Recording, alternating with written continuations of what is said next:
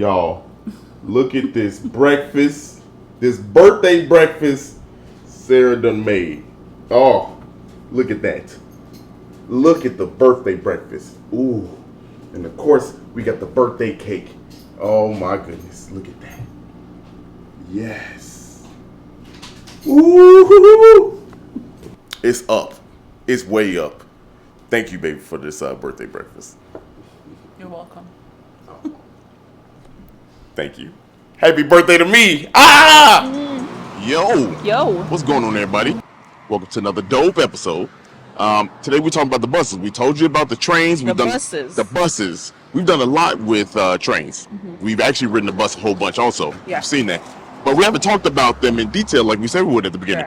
Sure. Some fun facts real quick.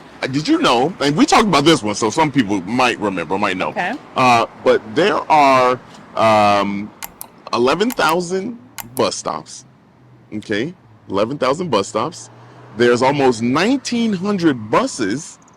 Damn. Yeah. And there's almost about 1,600 miles that's covered by city buses. Wow. Yeah, pretty dope. But to tell this story about the buses, from what I found, is that this is more like a turbulent start. You know what I mean? Yeah, it was like some wars. Yeah, wars going on. Basically, traction wars. We'll get into it. But we know the streetcar and everything was starting to happen right around the mid to late 19th century. So we talking about 1850s, 60s, 70s, 80s, right? Is when, it started out with horse-drawn carriage, streetcar, they call it. Right. Then it went to the cable car. Mm-hmm. And then it was electric. Right. And all that stuff happened up until the late 1900s and still even into the 19th century into the 20th century. Mm-hmm. And that's where, things started to get a little chippy. So chippy? Yeah, chippy. There were... I'll let it go because it's your birthday. What you mean? Chippy. You say I'm going to leave this man alone. There were several companies that kind of ran the streetcar and railway type of thing. We talked about this with the trains before like the CTA took everything over. Yeah, way before actually. All of that. So there were like 4 major companies that really, did this. And I'm gonna tell you a little bit more. We're gonna walk down. We're here on Devon Street. I'm sorry, and back in Edgewater, y'all, because we'll get to a point. We're going to walk down this street.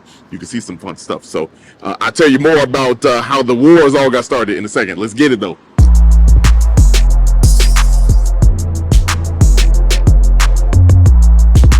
All right, so like I was telling you, there was a bunch of companies that kind of had 4. Yeah, jurisdiction here in Chicago when it came to the railways and the tracks and streetcars, things like that. And the problem with that was that everybody had their own rules, and like the fares and everything was different, and where they were going was different. So that kind of caused a little problem. So what happened was right around 1907 to 1909, there was what's called the, hold on, let me check and double check this. The Settlement Ordinance of 1907. Okay. And what that was, it was a merger between 2 companies, the Chicago City Railways and Chicago Railways, which when they merged, it was to kind of unify and give some structure to what's going on. When they merged, it made what was called the Board of Supervising Engineers, which also was the Traction Wars. If you look up Traction Wars, Chicago Traction Wars, you'll find some very interesting stuff. So I'm paraphrasing the hell out of a lot of this, okay? But those 2 companies, Chicago Railways and Chicago City Railways, they combined and made one company, right? Chicago does have a river and a lake. It's crazy. Yeah. I don't know if y'all heard that, but this caused some wars, right? Because now you got a merger and you got people wanting to do their own thing, 2 Chicago City things going on. And this was a problem, right? So, let's continue, because this story gets even more interesting. I can't wait. The wars. You know what's funny is we're talking about the buses, but we're standing on Lakewood, which buried under Lakewood in Chicago, like the streets, Lakewood Street.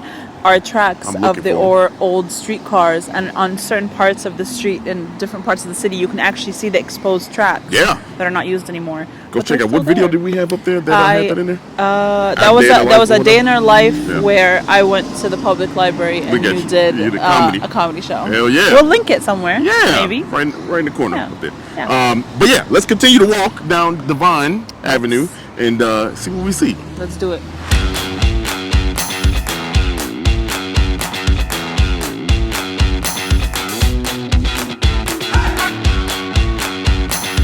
All right, so we continue with the war story here, the bus war story. This is wild. Yeah, it is wild. So in 1913, after the settlement ordinance, there was a unification ordinance. Okay, and the unification ordinance that essentially unified things, right? Wow.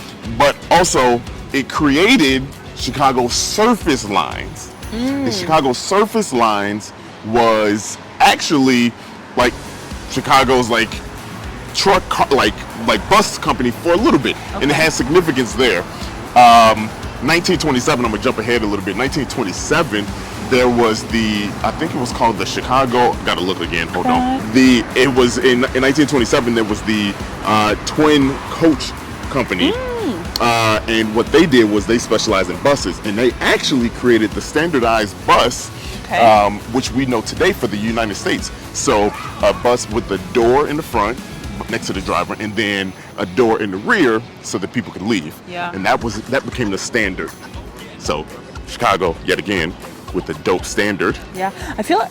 That's buses everywhere now. Yeah, that's the standard. They created that. That was created right here in Chicago. That's wild. Yes, but here's where the story gets crazy, because now you got Chicago surface lines, which was the combination of several different companies, right, over the course of the late 19th, early 20th century. And I'm gonna take you back to 1915, because there had already been a bus company here. Okay. Yeah.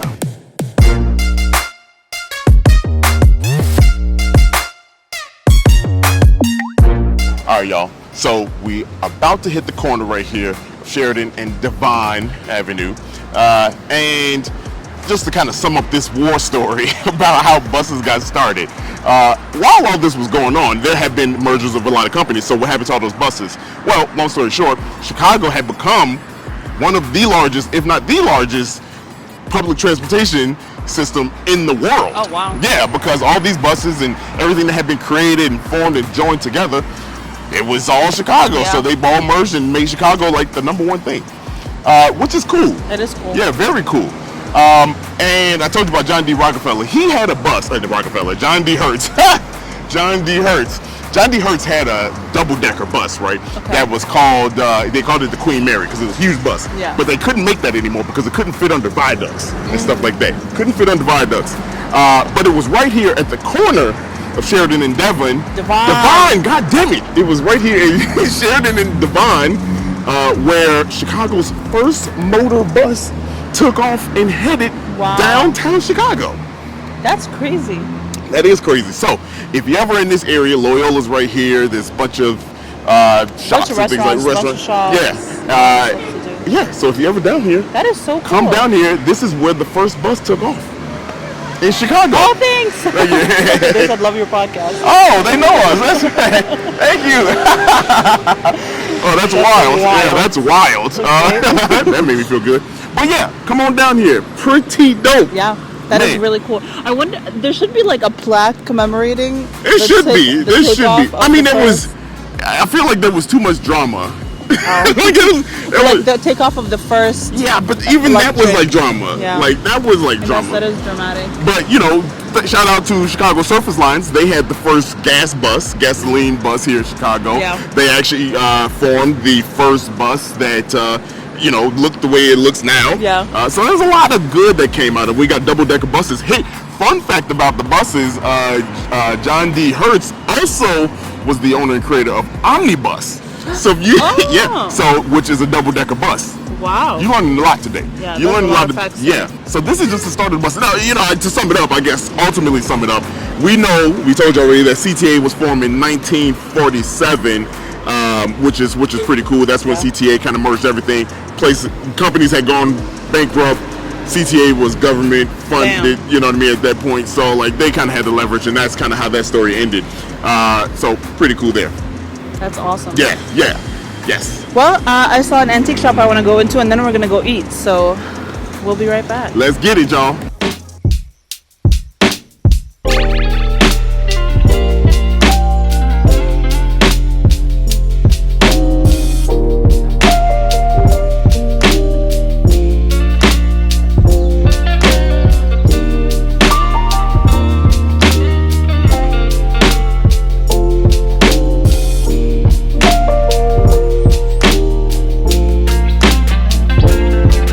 Here in this antique shop, and check this out. My grandma had this same thing, similar to it, missing this part right here, these parts, you know, the sails. But she had that. Like, this is a throwback. Holy shit. What do you think about this place? I love it. Yeah. I'm gonna spend all my money here.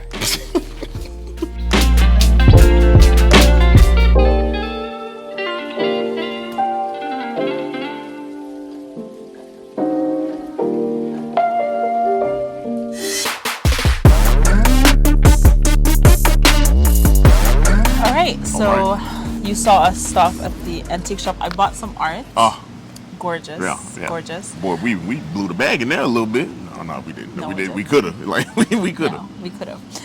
And now we're eating. So this is a new cuisine for us. We've never had Serbian food. And this actually came recommended from one of our fellow co-working space people at 2112. Yeah. She's Serbian, and so she recommended this place. It's 016 Restaurant and Sandwich Shop. Yeah. And so they specialize in Serbian food. I believe everyone here is Serbian. Yeah. And so it's, first of all, today the weather is perfect. We're sitting outside. It's absolutely beautiful. There's like a little canopy above us. Yeah, really, this is really like nice. Hanging plants. Sit outside if you can. There's definitely seating on the inside. Yeah, but like, why? Yeah. Yeah, why when it's like beautiful outside? Like, it's gorgeous. After all the rain we done and had? it's like tucked in the neighborhood, so like you don't feel like you're sitting on a main street. Yeah. It's absolutely gorgeous. And where we are sitting is right by the grill, Yes, and we can smell it. We are getting all that waft. You know what I mean? Because so they have like a stone grill. Stone, y'all. Like, you know, like going crazy. a brick pizza oven. Yeah, It's a brick.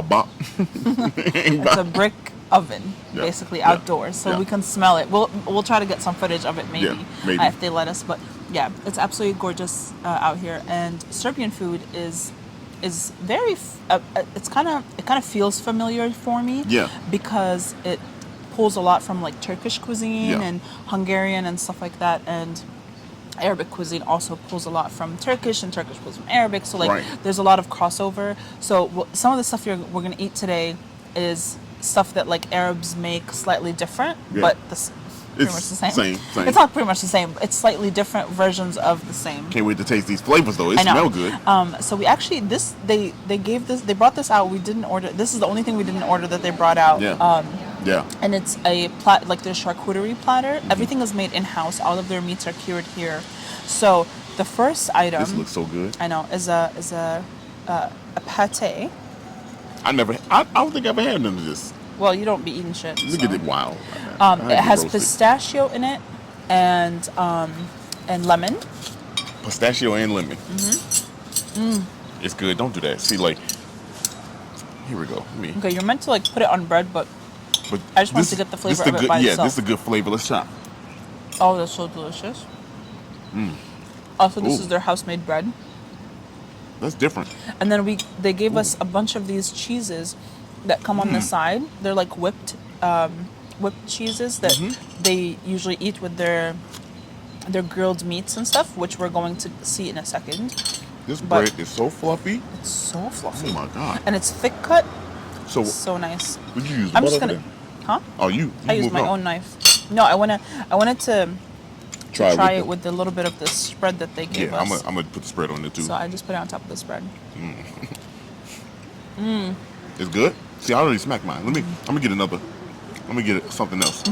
They got like this capicola. Yeah. Boy, look at that. Look at that meat hanging. Don't do that. Okay. And the charcuterie board comes with pickled red onions, which I absolutely love. And so this is whipped garlic feta, and the garlic. Ooh. that is so good. Oh yeah. Thank you. This is so good. Thank you. Thank you. We Hold on. whole seed mustard. There's other food coming out. There's more food. This is the best way it goes.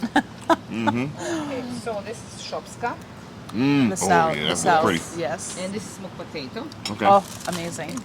I'm gonna put this right here for a sec. Pause for pictures. Pause. In the intermission between taking the pictures and putting the camera back up, I already ate my first potato. These potatoes are smacking, y'all. So good. Ooh. Hold on. We also got the shopska salad, which is kind of like it's tomato, onion, cucumber, and cheese, and scallions. Daria ordered the salad. Hey, look, I'm eating it too. It's so Fresh. yeah. It don't taste like I mean, I don't eat a lot of salads, but you don't eat any salads. The cheese on top is like feta cheese. these potatoes though. Oh, y'all. And on the bottom of the potatoes, so they're in the oven in a cast iron. The bottom of the potatoes is this same cheese, the traditional Serbian cheese. Mixed with this is with the potatoes. Amazing. I'm trying to not get full. Y'all, I don't even eat salad like that, but this is smacking. But I think it's like just fresh. It's so refreshing. Yeah. Now, I got this drink called the Dama. It's got brandy in it. It's their kind of brandy. Their kind of brandy, Serbian brandy. Let's taste it. I'm gonna try one of these. One of these. Hey, this is dangerous. Really? Oh my God. So that one is strawberry puree, lemon juice, Ooh. brandy. This is hit. Oh, It's that good. this is good. Ooh.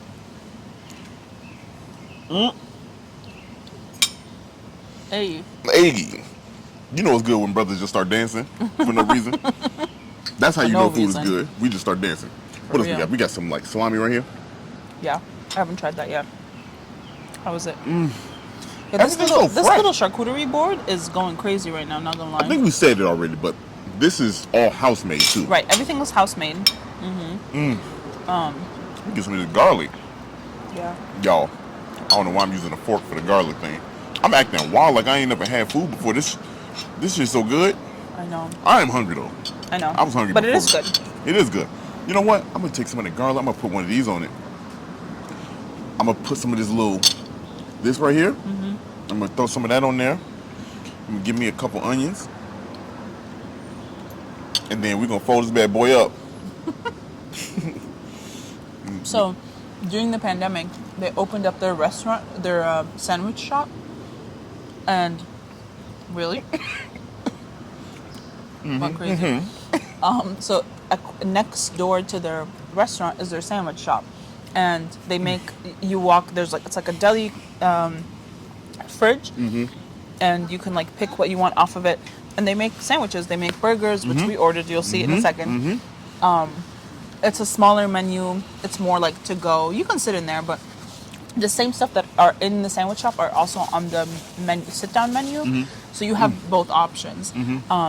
But if you wanted something quick, you could do the sandwich shop instead of the restaurant. And the sandwich shop is like, yeah, it's really. Sandwich I'll tell shop- you. But all of it look good. All of it look good. This Slow right down here. because we have a lot of food coming. I know. I'm trying And to slow potatoes down. are gonna fill you up. This is. But this pistachio pate, like meat pate, is so good. These potatoes. Honestly, everything so far has been really, really good. I like it because it's different. Yeah. You know, we haven't had Serbian food. Right, we have You know, not. I've never had Serbian food just in general. You know, so like these flavors are just different. You know, this is the first time in a while we've had like different flavor. You know, so I'm Like an enjoying entirely new cuisine. Yeah, entirely. Yeah. Like the flavors are different. A lot of similar stuff, like you said, but like it's just done differently. The flavors Right. are different. House-made cheese, Right. actual cheese, Whipped. whipped. Let's finish our appetizers until our main stuff comes. So we'll take a little bit of a break and we'll be right back. Y'all, look at the burger. Can you come on? Yeah, look at the burger, y'all. Oh my God. Wow, that is a And huge burger. the sunlight is heavenly. Oh, look at the meatballs, y'all. Oh. We don't even know where to begin. I'm gonna start with the burger. Yeah. Because this is a quarter. A quarter of the burger. This is not a look at that. Like it's not a traditional American burger. It comes with that same cheese on top, onions. This feels like a kebab patty. Yeah. And then tomato and lettuce. Here we go. And then even the bread is not traditional. Yeah. It's definitely yeah.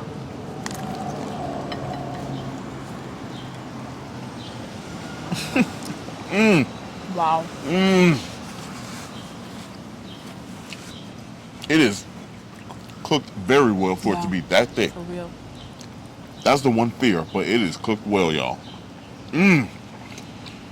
It's got the kebab flavor, but the cheese and everything else make it feel like a burger. Interesting. It's so interesting. That's good though. That's good. That's really good. That's good. One person? Impossible. No, impossible. That's really good. That's good. Next is the meatballs, which look insanely good. These things are ridiculous. Everything size. comes with like slivers of onion and that cheese. And then the way you're meant to eat it is, either you can eat it with or without the bread, but normally, from my understanding, it goes in this pita-like bread. Yeah, I'm gonna Bread get. is just fluffy as Fluffy as hell. all God on the inside. I'm gonna get. I just want to taste what this is like. Just the meatball. Yeah, because I love meatballs. Yeah, you do.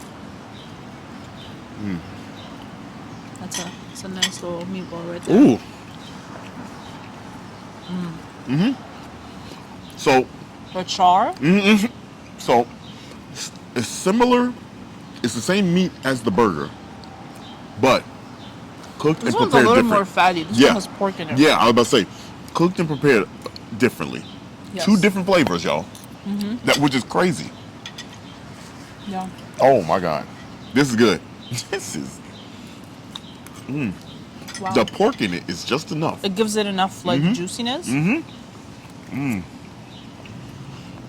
Wow. Wow, that's good. I don't know. The char is amazing. The char is ridiculous, actually. Next. I don't know who can eat that burger by itself. I don't know. Anybody that can eat this burger, that's a challenge. For real. If you can eat that burger and show us proof that you ate that one thing by itself, I'll give you $5. we will Venmo you $5. Promise. Matter of fact, we're gonna do it. Venmo the first 5 people that do it. Come to 016. Show us That you ate the whole burger. That you ate the whole burger with video proof. We will Venmo you $5. And you gotta get the fries. You can't get the chips. Yes, right. Now I'm gonna eat the Kebab. kebab. Well, it's Yeah. not a kebab. Kebab adjacent. That's what we came here for. Kebab adjacent. That is what got us here. Just because you remember? Hold on.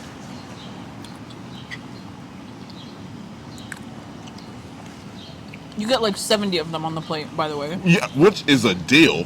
You get 10. Never in my life have I gone anywhere and got 10 kebabs on a plate. Yeah. Oh my God. But why is this so good? Why is this so good? We're going to be eating Serbian food for the next week. For real. Promise It's a you lot that. of food. It's a lot of food. And everything is priced at like 15 to 20 bucks. Small business. Keep it in mind. But also, you can't eat the whole thing. Like if I order this for lunch, I am not finishing it. This is like a 2-person. It is impossible. It's Yeah. impossible Yeah. to finish it. Yeah. You know what I mean? Like if you finish it, again, that $5 deal is on the table. Fantastic. Amazing. Fantastic. Who can anybody eat that all by themselves? Yes. Really? Yes. This is a Serbian portion, yeah. Oh, that's a Serbian portion. Yes. Yo, you hear that? You hear that? There's people out there eating this. Wow. Wow. We just put a $5 challenge out for anybody that can do it. So Hey, we might be out of money. So This bread is so good, by the way. the bread. So the bread with the burger is actually really good too, because I feel like if you had a traditional bread with the burger this size, you would be definitely full. Like there's no way you could eat it. She said that's a Serbian portion. Can I have some of the fries? The fries look thin and crispy, y'all. You good? I'm giving you an ASMR moment. Oh. Let me see. Damn. I'm gonna put them down so we can both have some. Oh yeah. All right, the last dish. First of all, you got to eat fries like this all the time. I don't even like ketchup. Wait a minute. That's delicious. Oh, These fries are really good. Hold on. These might be some of the best fries in the city. I'll be saying that. I'll be saying that loosely. Everything. Loosely. Everything is the best. Everything in the city. It is. Anytime you have something good, it's the best in the city.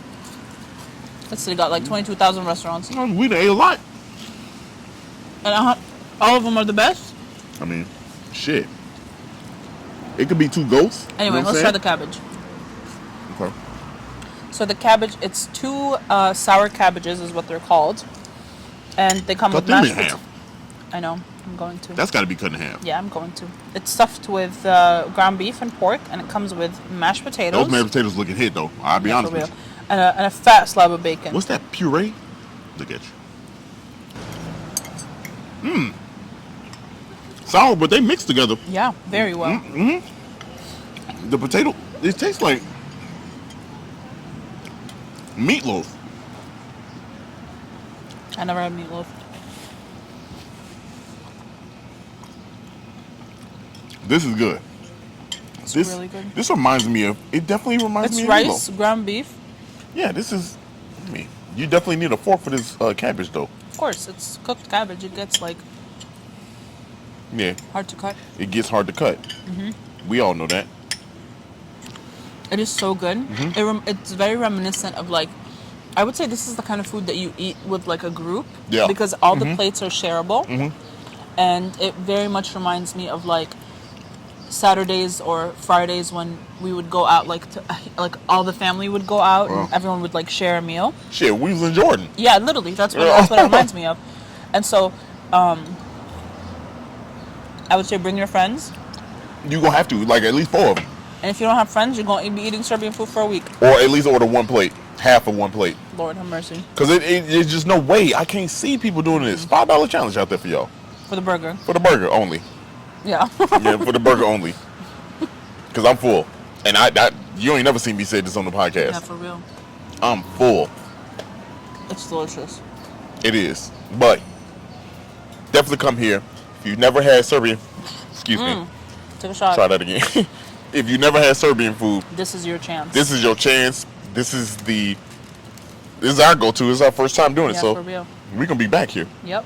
This is one of those things I think we should definitely go with people. I agree. Next time we bring out people. Yeah. The seating alone is dope. You know? But I'm full, y'all. But we will see you next time. And tell somebody about what you learned today with the buses. We'll do some more buses. I know we went into the lines, train lines. We got into the colors and things like that. We'll get into the specifics of certain train lines also. Buses. But we just wanted to give you a brief overview of what buses here in Chicago are like. But until then, Daria's gonna take a nap. I'm out. See you next time. Peace.